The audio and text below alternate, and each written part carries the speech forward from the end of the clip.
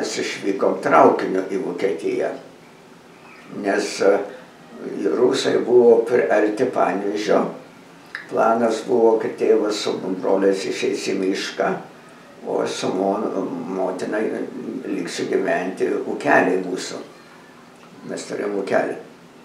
Bet čia dar ilgesnė istorija, tai pasitiko, kad vokiečiai verbavo darbininkus darbams į Vokietiją. Visa Toronto inteligentija užsirašė darbininkais. Ir buvo visi įsodinti į traukinį ir mus nuvežė į Vokietiją. Buvo 44 Liepos mėnesį. Pasiėmė kompį, taukų, kur aš nešiodavau, maisto. Ir mažu ką reikia drabužiai. Vieną kartą dar Lietuvoj partizanai subombardavo bėgis.